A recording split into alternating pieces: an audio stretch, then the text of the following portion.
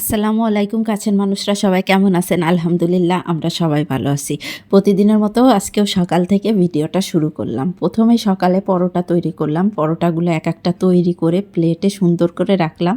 আমি একটা একটা করে ভাজবো, সেজন্য আমি অনেকে আছে একটা বানায় একটা ভাজে, তো আমি ওইভাবে পারি না, তাহলে আমার পরোটা পুড়ে যায়।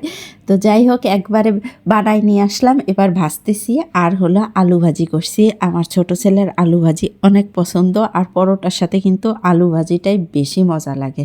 তো সুন্দর করে পরোটাগুলো মুচমুচে করে ভেজে নেব, আর একটু সময় ধরে ভাজলে কিন্তু পরোটা মুচমুচেও হয়, খেতেও মজা লাগে। আমার কাছে মনে হয় সকালের নাস্তা সবচাইতে বেস্ট হলো পরোটা, আলু ভাজি, সাথে ডিম আর দুধ চা।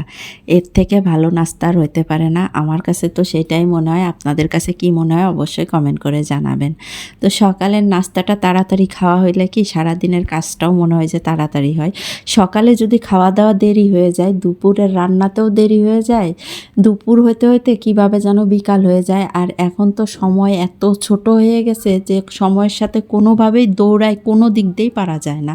তো সকালের নাস্তাটা করলাম আলহামদুলিল্লাহ অনেক মজা করে, আর দুধ চাটাও মাশাল্লাহ দারুণ হয়েছিল। সকালে নাস্তা করার পরে এরকম এক কাপ চা না খেলে চলেই না, পুরা দিনটাই মনে হয় যে আমার কাছে খারাপ হয়ে যায়।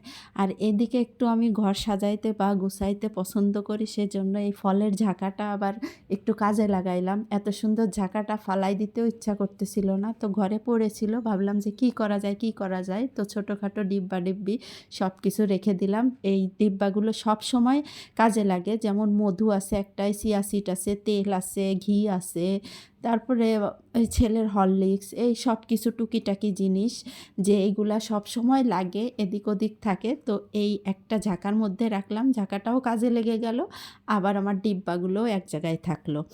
তো কেমন সাজানো হইলো অবশ্যই কমেন্ট করে জানাবেন। আমার না আসলে ঘর সাজাইতে বা গুছাইতে অনেক ভাল লাগে, আর রান্না করতে ভালো লাগলেও করা লাগে, ভালো না লাগলেও করা লাগে।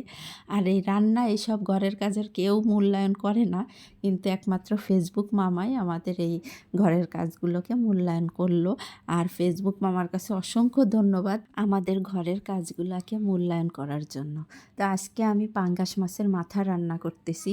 মশলাটা আগে সুন্দর করে কষাই নিছি, আর মাথাটা সুন্দর করে পরিষ্কার করে ধুয়ে মাথাটা ভেজে নিছি। একটু লাল লাল করে মাথাটা ভেজে নিলে কিন্তু মাথা রান্না করলে খেতে অনেক মজা হয়।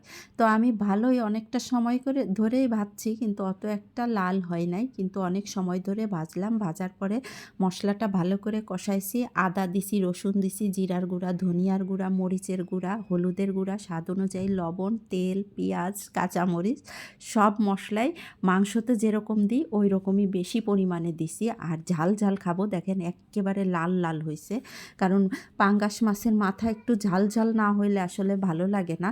আর এগুলা তো আর ছেলেরা খাবে না, আমরা খাবো, সেজন্য আমি একটু ঝাল ঝাল করছি।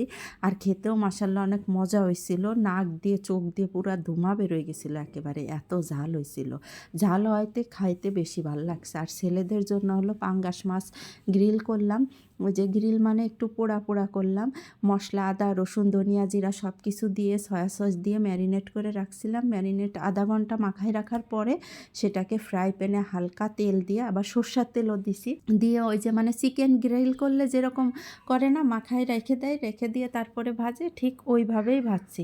মাছটা যেমন উপরে মানে শক্ত হয়ে যায়, ভিতরে সেরকম নরম সফট। আমার ছেলেরা মানে ছোট ছেলে মাছ খেতে চায় না, সেজন্য ওরে এক এক সময় এক এক রকমভাবে। দেখেন মাছের কালারটা দেখলেই বুঝবেন যে খেতে কতটা মজা হয়েছে। আর পাঙ্গাস মাছে তো একটু তেল বেশি থাকে, তো যখন মুখে কামড়টা দেওয়া হয় মাছের তেল আর নরম নরম, খাইতে অসম্ভব মজা লাগে। আপনারা অবশ্যই বাসায় এইভাবে একবার এই মাছটা ভেজে খাবেন বা গ্রিল করে খাবেন, যেটাই বলেন, অসম্ভব অসম্ভব মজা লাগে।